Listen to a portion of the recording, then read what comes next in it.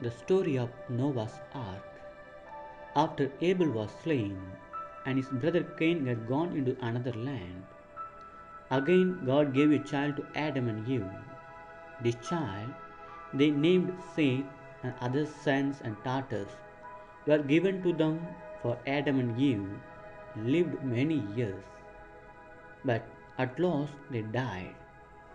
As God had said, they must die because they had eaten of the tree that God had forbidden them to eat. By the time that Adam died, there were many people on the earth, for the children of Adam and Eve had many other children, and when these grew up, they had other children, and these had children also. These men and women and children lived in tents. They owned sheep and cattle. They moved about with them wherever they could find pasture. The children played around the tent doors. They sat beside the campfires in the evenings, where they all sang together, and the older people told them stories.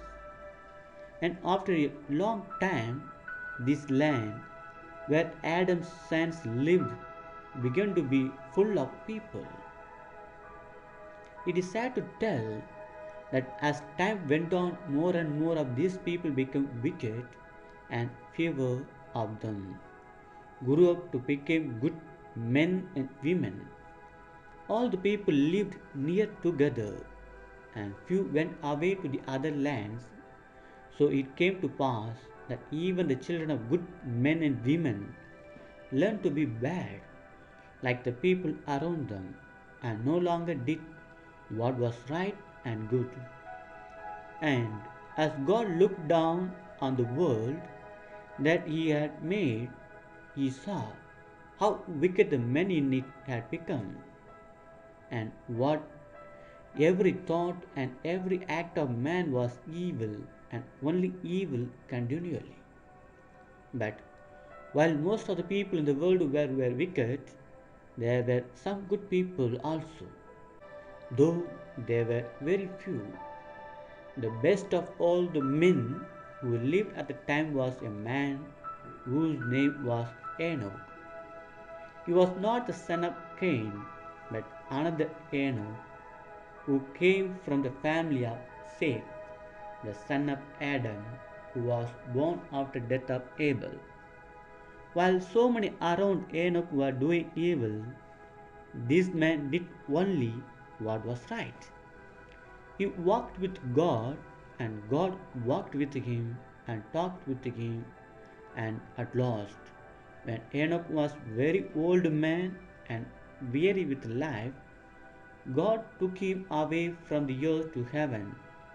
He did not die, as all the people have since Adam disobeyed God, but he was not, for God took him. This means that Enoch was taken up from the earth without dying. All the people at the time of Enoch were not shepherds. Some of them had learned how to make rude bows, arrows, axes, and plows. But after a long time, they melted iron and they made knives, swords, tissues to use in the homes. They sowed grain in the fields and reaped harvest, and they planted vines and fruit trees. But God looked down on earth and said, I will take away all men from the earth that I have made, because the men of the world are evil and do evil continually. But even those bad times, God saw one good man. His name was Noah. Noah tried to do right in the sight of God. As Enoch had walked with God, so Noah walked with God and talked with him. And Noah had three sons. Their names were Shem, and Ham and Sabbath. God said to Noah, "The time has come when all the men and women on the earth are to be destroyed. Everyone must die because they are all wicked. But you and your family shall be saved because you alone are trying to do what is right." Then God told Noah how he might save his life and the lives of his sons. He was to build a very large boat, as large as the largest ships that are made in our time, very long and very wide and very deep, with a roof over it, and made a like a long wide house in 3 stories, but built that it float on the water. Such a ship as this was called an ark. God told Noah to build this ark and to have it ready for the time when he would need it. God said to Noah, "I am going to bring a great flood of water on the earth to cover all the land and to drown all the people on the earth. And as the animals on the earth will be drowned with the people, you must make the ark large enough to hold a pair of each kind of animals and several pairs of some animals that are needed by men, like sheep, goats, and oxen, so that there will be animals as well as men to live upon the earth after the flood has passed away. And you must take in the ark food for yourself and your family, and for all the animals with you, enough food to last for a year, while the flood shall stay on the earth." And Noah did what God told him to do. Although it must have seemed very strange to all the people around to build this great ark where there was no water for it to sail upon. And it was a long time because this ship was so big that Noah and his sons were at work building the ark which God had told them to build, while the wicked people around wondered and no doubt laughed at Noah for building a great ship where there was no sea.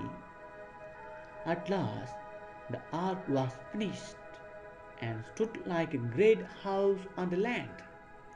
There was a door on the one side and a window on the roof to let in the light.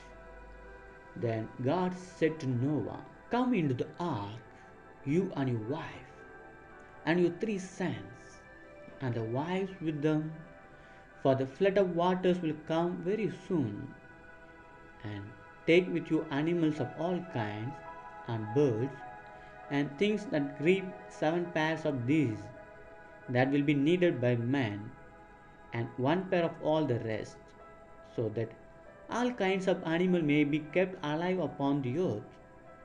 So Noah and his wife and his 3 sons, Shem, Ham, and Japheth, with their wives went into the ark. And God brought to the door of the ark the animals and the birds, creeping things of all kinds, and they went into the ark. And Noah and his sons put them in the places, but brought in food enough to feed them for all many days. And then the door of the ark was shut, and no more people and no more animals could come in. In a few days the rain began to fall, as it had never rained before. It seemed as though the heavens were opened to pour great floods upon the earth. The streams filled, and the river rose higher and higher, and the ark began to float on the water. The people left their house and ran up to the hills, but soon the hills were covered, and all the people then were drowned. Some had climbed up to the tops of the higher mountains, but the water rose higher and higher, until even the mountains were covered, and all the people, wicked as they had been, were drowned in the great sea that now rolled over all the earth where man had lived. And all the animals, the tame animals, cattle and sheep, oxen were drowned, and wild animals, lions, and all other rest were drowned also. Even the birds were drowned, for their nests in trees were swept away, and there was no place where they could fly from the terrible storm. For 40 days and nights the rain kept on, until there was no breath of life remaining outside of the ark. After 40 days the rain stopped, but the water stayed upon the earth for more than 6 months. And the ark with all that were in it floated over the great sea that covered the land. Then God sent a wind to blow over the waters and to dry them up, so by the degrees the waters grew less and less. First mountains rose above the waters, then hills rose up, and finally the ark ceased to float and lay crowned on a mountain which is called Mount Ararat. But Noah could not see what had happened on the earth, because the door was shut and the only windows was up in the roof. But he felt that the ark was no longer moving, and he knew that water must have gone down. So, after waiting for a time, Noah opened a window and let loose a bird called raven. Now the raven has strong wings, and this raven flew round and round until the waters had gone down, and it find a place to rest, and it did not come back to the ark. After Noah had waited for a while, he sent out a dove, but the dove could not find any place to rest. So it flew back to the ark, and Noah took it into the ark again. Then Noah waited a week longer, and afterward he sent out the dove again. And at the evening the dove came back to the ark, which was its home, and its bill was fresh leaf which it had picked up from an olive tree. So Noah knew that the water had gone down enough to let the trees grow again. He waited another week and sent out the dove again. But this time the dove flew away and never came back. And Noah knew that the earth was becoming dry again. So he took off the part of the roof and looked out and saw that there was dry land all around the ark, and the waters were no longer everywhere. Noah had now lived in the ark a little more than a year, and he was glad to see the green land and trees once more. And God said to Noah, "Come out of the ark with your wife and your sons and their wives, and all the living things that are with you in the ark."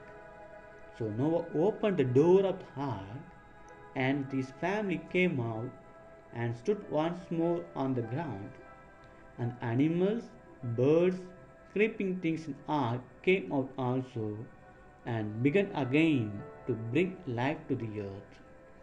The first thing that Noah did when he came out of the ark was to give thanks to God for saving all his family when the rest of the people on the earth were destroyed. He built an altar and laid upon it an offering to the Lord, and gave himself and his family to God, and promised to do God's will. And God was pleased with Noah's offering, and God said, "I will not again destroy the earth on account of men, no matter how bad they may be. From this time no flood shall again cover the earth, but the seasons of spring and summer and fall and winter shall remain without change. I give to you the earth, you shall be the rulers of the ground and of every living thing upon it."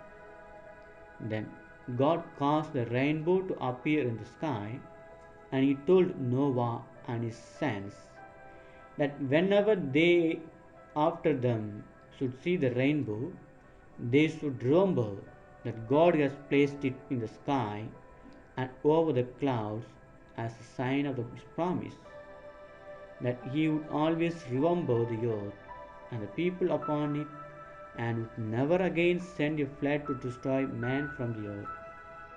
So, as often we see beautiful rainbow, we are called to remember that it is a sign of God's promise to the world.